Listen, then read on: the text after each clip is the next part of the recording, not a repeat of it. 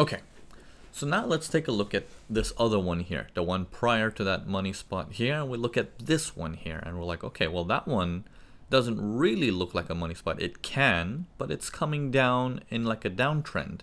So how would this one be analyzed? Obviously, we don't see the future of this down, but up until this point, let's watch it as a range, and let's also watch it as a trend. Obviously, it's a downtrend up until this point, so we know it's seller's territory. Let's jump down to the 60. Okay, here we are on the 60. Let me just scroll to that area. Okay, here we are. Now, why does this thing develop? Why is this range there? Okay, if we look at it in this sequence, will we ever know to hit the sell from here? And if we do, how big is our stop loss supposed to be? Is that candle gonna take us out here? What if that spikes us out? Okay, what if I sell from here and I make money and I'm like, oh, good, it's working. But then when I sell from here and I get stopped out, it's like, oh, that didn't work. And then I buy from here thinking it's a range, and that stops me out. If that doesn't stop me out, this guy stops me out. So it's like, what's going on? Why is my range so not perfect? And that's the problem with ranges. Not all ranges are made to be to perfection, right? Where they're just pinpoint, like if I draw a line there, then that is the line in the sand. The price will not pass it.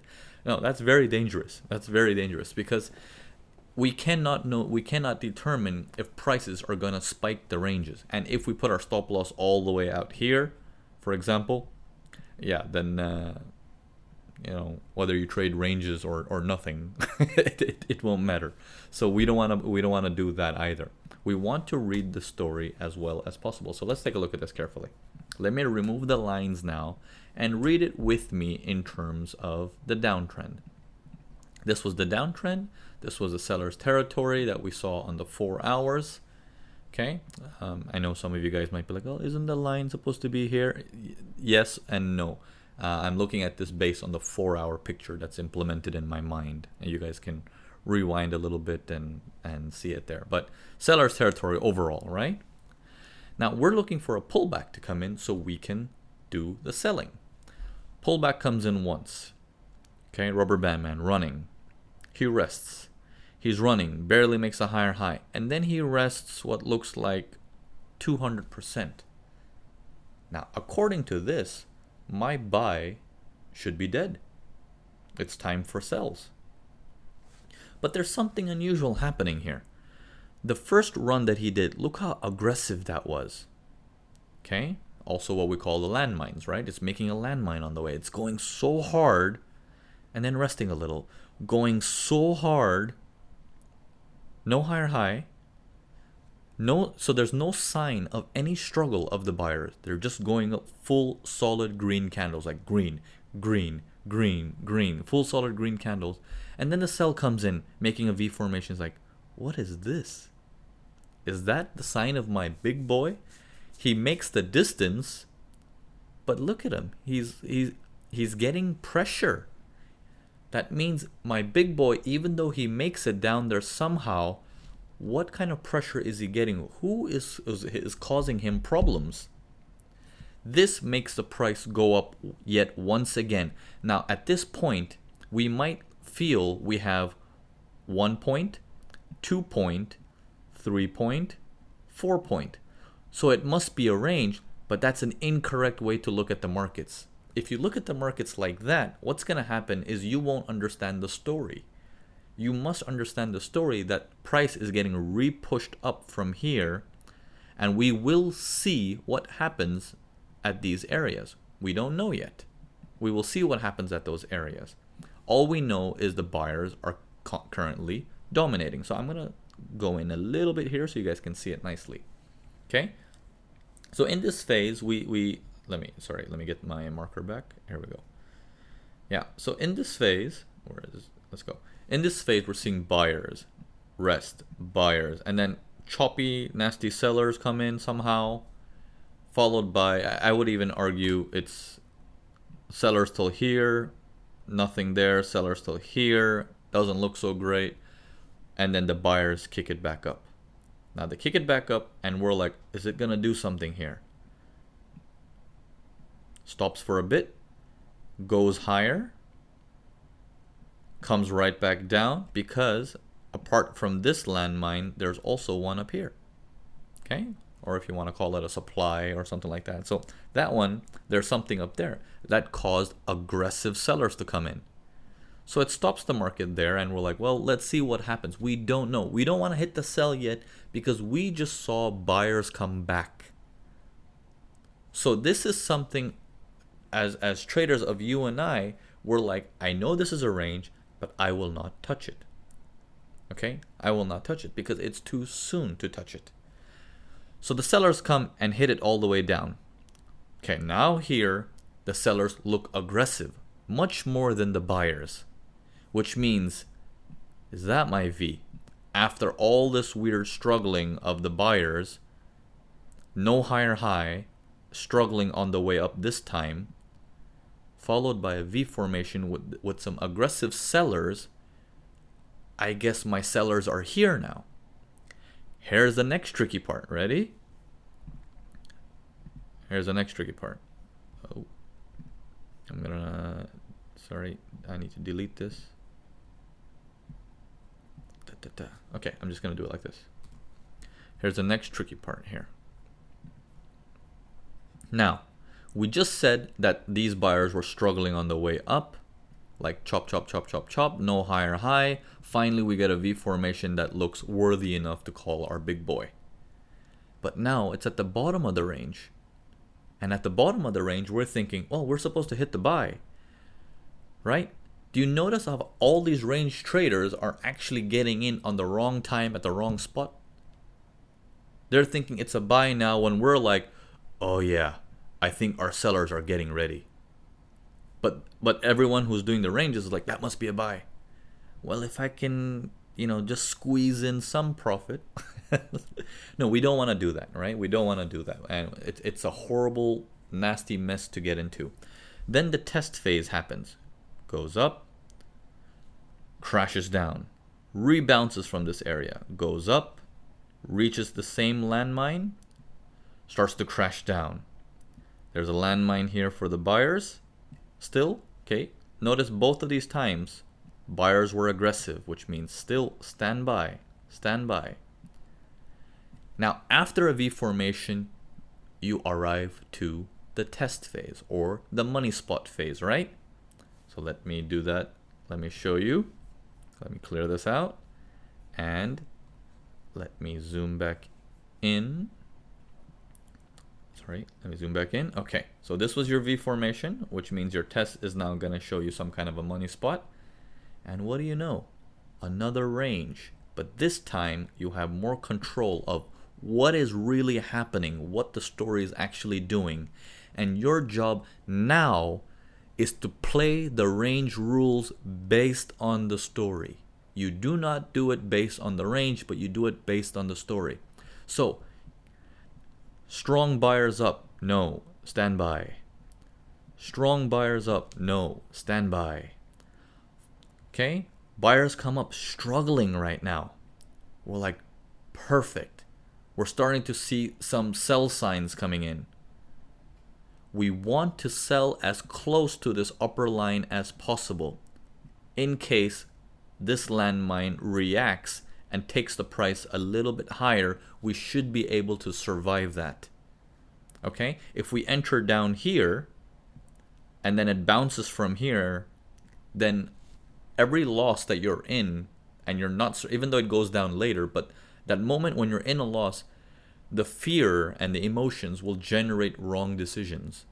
But if you're in profit, like you enter here, for example, just an example, you enter here, trade goes down to here, and then bounces very aggressively till here. You're still at ease, mentally speaking. You're worried for your profits, but you're at ease. Okay, that's the difference between the two scenarios. That's why it's important to monitor a range like that, to be like, I need to know where my levels are for my range.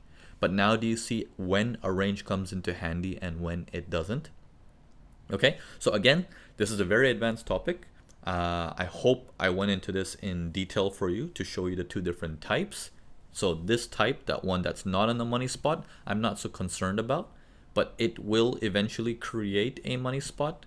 Whenever there's a range with a money spot, those are the ones I'm actually interested in trading. And in fact, I'm going to show you right here. Ta-da. Okay. So here is a trade that I've been trying to catch. You can ask the elite members, oh my God, how many times I've attempted to catch this for precision. Looks like I'm getting rusty.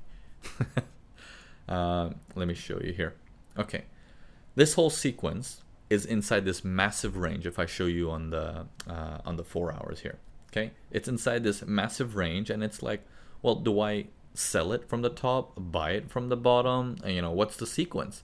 It's the same thing happens. It depends on where you're reading it from. Okay, what I did was I saw the sell come in here.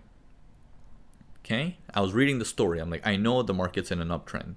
Okay, and we're slowing down up there, but I want to read it as if it's my trend. So I don't believe the buyers are back yet. That doesn't look like a buyer to me. Sellers come down, and that's quite aggressive. Let me zoom in. Okay, bad idea to zoom in like that. Let me zoom in properly for you. Okay, sellers come in quite aggressive, but buyers come in also quite aggressive. They don't do much. Then the sellers come in starting aggressive, but then they chop towards the end, followed by an aggressive buyer, which is a lopsided V formation, hits the top, and I'm like, perfect. Because the top, I need this to push the price back down. I'm now using the top of the range as my leverage, saying, I'm not going to sell from up there. I need all the people who range trade to sell it to me. As the sells come down, and as they struggle, I had to go down to one time frame lower to catch this. I catch my buy right in here with full fear of, is this landmine gonna hurt me? Okay. Of course, I would love to catch buys from here. Of course, at that moment, it didn't happen. Trades went up, started for a profit. I was up 3-4 Rs, and then boom, it came crashing down and took me out. Okay. Then my next attempt this attempt that I did, and then I did some silly attempts in here. I will explain. I'm gonna do a whole section on silly mistakes and silly attempts, and I'm gonna show you my own silly mistakes as well, where the problems come, so you can watch from my mistakes and avoid doing them yourselves. Okay, so then going down further, sellers came in hard. They slowed down a bit. Then they started getting choppy. Then our big boy comes in. Then they get choppy again. And that to me is, I think we're getting very close to taking off again. We are now in the money spot, which means these guys want to sell, support resistance sell. These range people want to buy. And it's creating this mini range here. Like if I draw it like that. I know it's becoming a mess, but let me just delete the whole thing. Yeah, I'll just delete the whole thing. Okay. It's becoming a mess, right? Okay, so it started to build up in this area. Started to build up in that area after trying to do from sells, but the sells aren't working. They reach this area and they keep getting hit. And the sells were struggling every time they're coming out. They're like chop. You know, they're slowing down. Look at the first move, very powerful, very aggressive. Look at the next move. And then look at the next move. But as it gets choppy down and the buyers are getting more and more aggressive, like they're boiling, it's like I can grab a price again from this low area here, put my stop loss down here for precision, and I want to go high, but this time there is a chance that I can go higher. I exited this trade over here, and I took like a couple thousand out of this, but the trade actually went a lot higher. So my initial target was much higher, but I didn't have faith in it, and that backfired by not having faith in this trade. And well, there you have it. So I made less money than I should have. Okay, if this comes back to test down again, because I look at this as a V formation, then I will retake the buy again. Okay, so I hope by this moment you're looking at ranges and you're like, I didn't know ranges are like traps. Okay, they tell, they look like you're supposed to trade it in a certain way, but they're actually a story that's being played out from a bigger picture. Okay, if you keep that in mind, then every time you see a range and you treat it like a trend, you will become a lot more, your performance will get a lot better. Okay, and then you won't just keep hitting it from the bottom of the range without a reason, or hitting the sell from the top of the range without a reason. Always put story together with it. Okay, so if this video blew your mind, let me know in the comments below. So I want to know how much of this advanced stuff makes sense to you, or if you're confused, let me know also. So I want to hear your feedback on this below. But so like I said, a lot of you guys were emailing about ranges, and I wanted to just get it out there for you guys to tell you how precisions work with ranges. Okay, hope it helped. I'll see you guys next week. Cheers.